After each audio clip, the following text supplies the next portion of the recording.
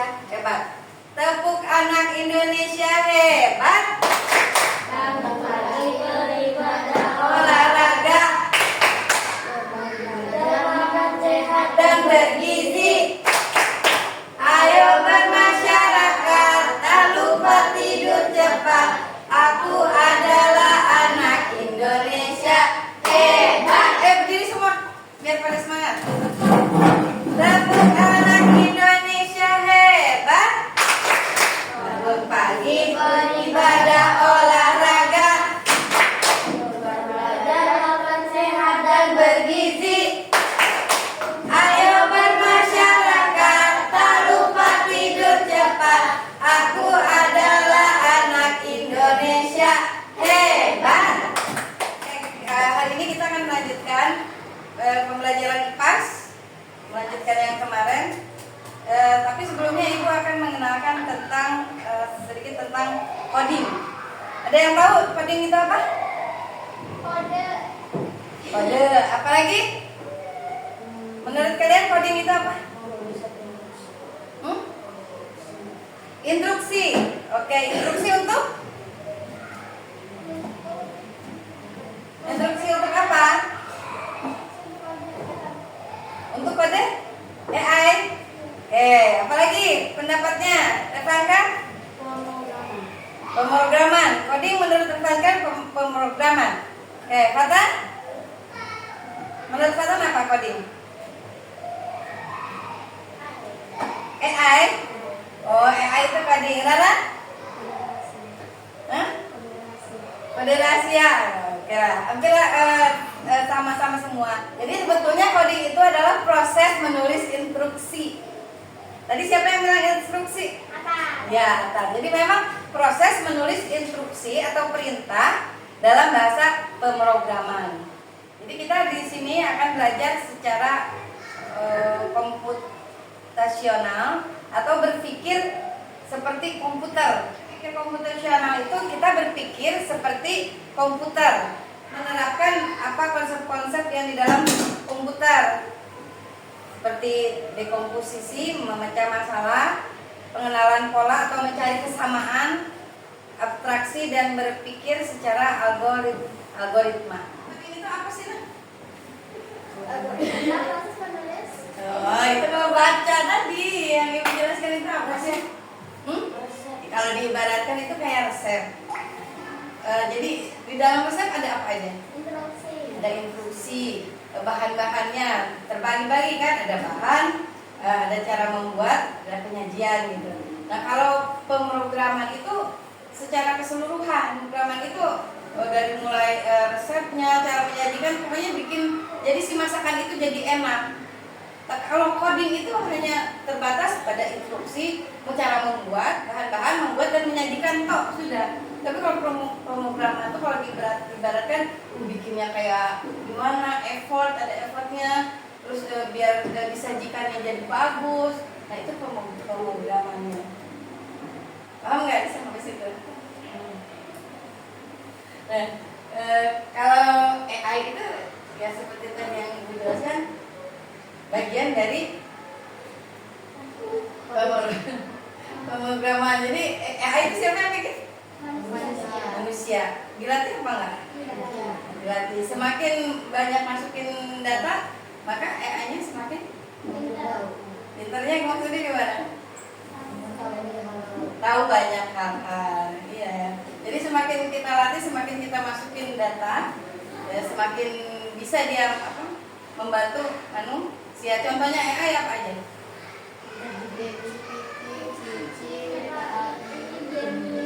Sering nggak kalian pakai? Enggak. Jadi kalian pakai untuk apa aja? Ya? Untuk apa? Bikin foto. Selain itu kalau kalian dapat tugas, kalian gunain itu enggak? kalau nanti dibahas sampai kapan-kapan. Maksudnya dibahas ke akar-akar gimana? Maksudnya yang ditanya ini dijelasin dia langsung kumpulin banyak banget ilmu. Tapi kan bisa ngambil kesimpulan dari situ. Nah, jangan salah, AI pun bisa salah. Jadi belum tentu semua informasi yang didapat dari AI itu bisa kita telan bulat-bulat gitu, bisa kita ambil seluruhnya, enggak. Karena AI yang bikinnya juga manusia gitu, dan mereka memprosesnya itu kan dengan memilah-milah data di dalam itu bisa salah juga. Di dalam berpikir komputasional itu ada 4 elemennya, yaitu decomposition atau memecah masalah besar menjadi bagian-bagian yang lebih kecil. Masalah-masalah besar lah, menemukan pola dan hubungan antara data dan informasi. Abstraction yaitu mengabaikan detail yang tidak penting. Dan algorithmic thinking mampu menyusun langkah-langkah yang harus dilakukan untuk memecahkan masalah. Contohnya kalian merencanakan perjalanan tuh, mau liburan, gimana sih? Kalau misalnya kalian liburan, biasanya kalian apa dulu? Bikin apa dulu? Yang merencanakan, rencananya apa dulu? Kan dibagi-bagi kan, budgetnya berapa, terus tujuannya kemana.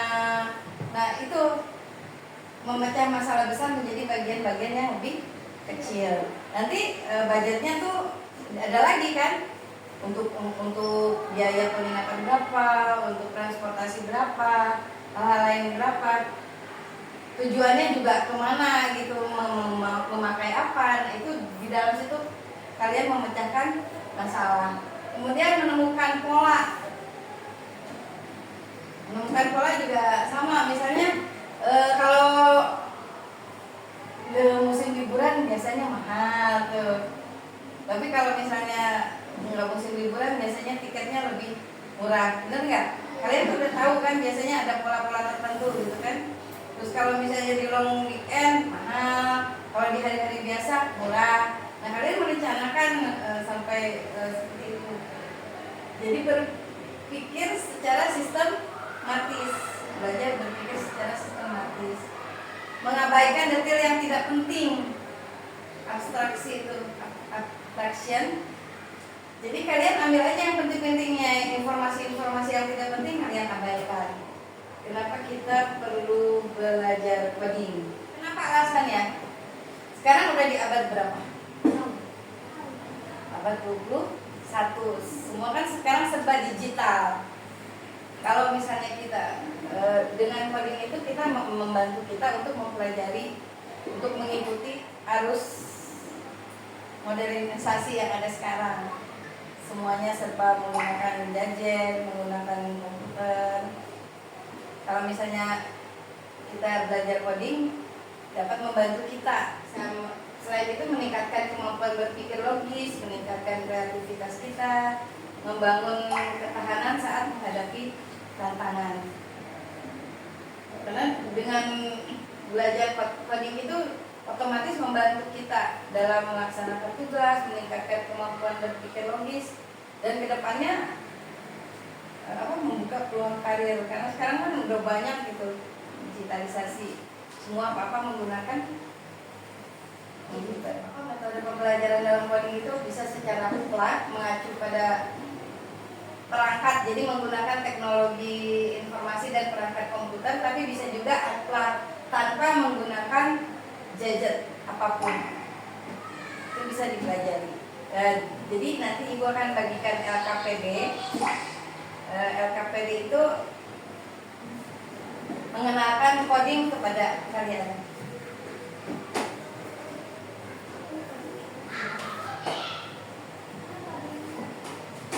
Di sini ada kode-kode yang tadi Ibu ceritakan, yang biner itu hanya 0 dan 1 itu menjadi bahasa pemrograman. Tadi ustazahnya belum datang.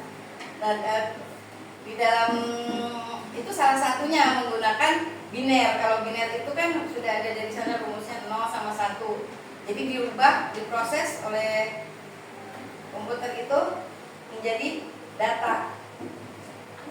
Nah, di sini ada lagi. Ini menggunakan pola dan warna. Jadi sudah ada di sini, sudah ada rumusnya. Kalau untuk A itu gimana gitu. Nah, kalian harus memecahkan kode yang ada di sini. Ya. Sama seperti biner tadi, kalau tadi biner menggunakan angka, kalau ini menggunakan pola dan gambar. Pola dan warna. Jadinya 2 pertanyaan ini Kalau misalnya kalian sudah temukan, Fatan sama Evanka paham nggak sampai sini? Setelah kalian temukan, kalian jawab, kalian bisa bacakan jawabannya di depan. Yang bisa selesai duluan, Ibu kasih reward selama bulan ini, sampai bulan ini berakhir, nggak usah piket. Oke? Boleh tidak melaksanakan piket.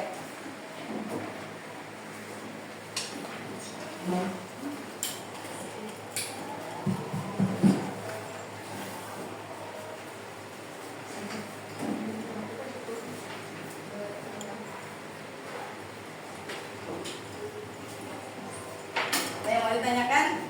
Sulit nggak? Enggak. Bisa kan? Gampang kalau gitu Ibu kasih yang benar aja tadi. Ini kalian yang betul nulisnya nah. Tulisannya yang benar nak. Oh, oke.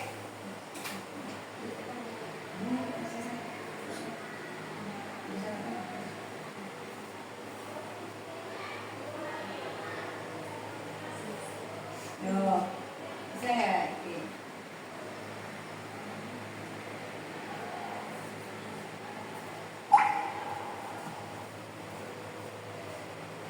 Nah, langsung aja di situ. Nggak mau apa? Di sini kan bisa langsung dihapus, nggak apa-apa, cara-cara juga.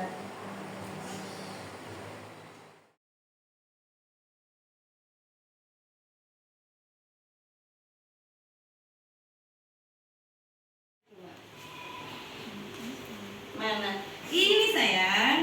Jadi ini semua katanya kan pecahkan dulu kodenya, habis itu disusun menjadi kalimat pertanyaan. Itu pertanyaan satu.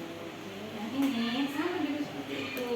Pecahkan kodenya masing-masing, kemudian disusun menjadi kalimat pertanyaan, baru dijawab.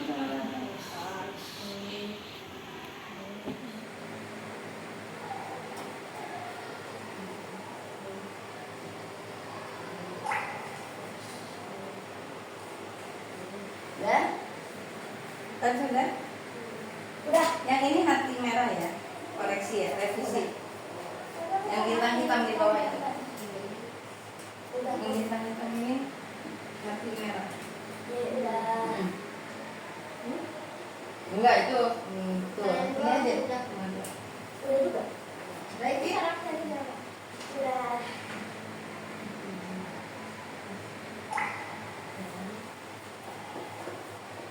Sudah?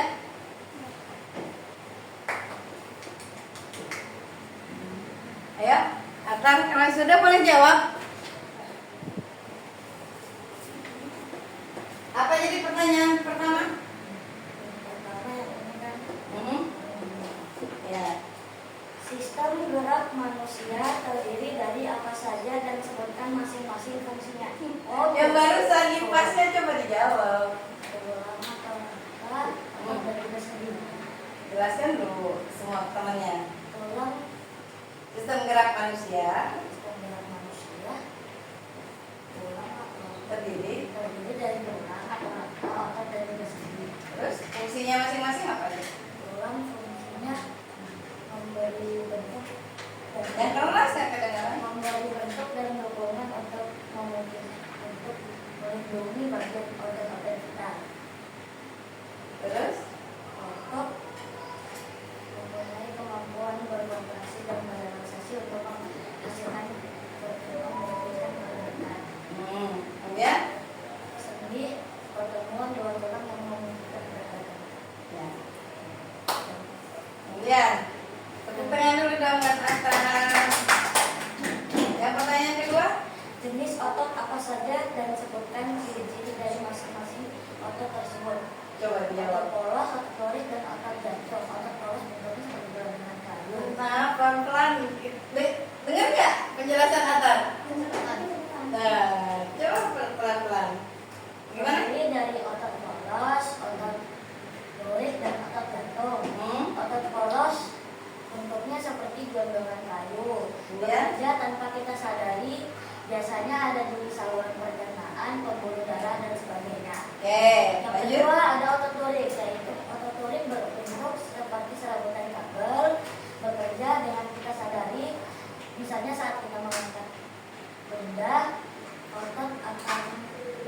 kontraksi menjadi kita bisa mengangkat benda. Hmm.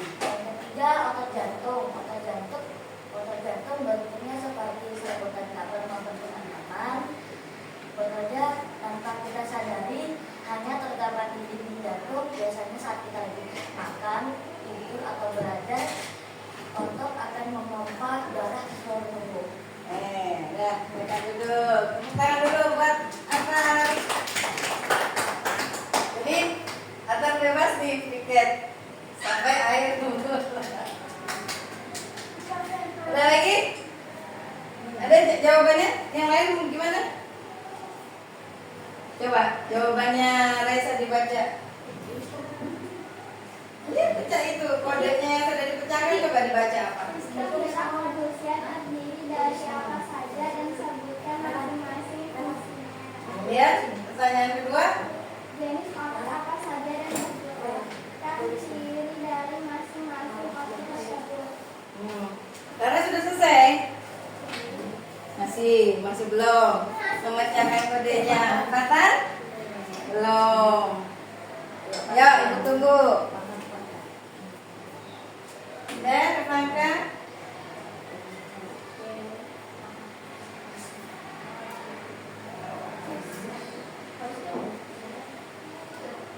Nah, itu salah satu menerapkan belajar coding.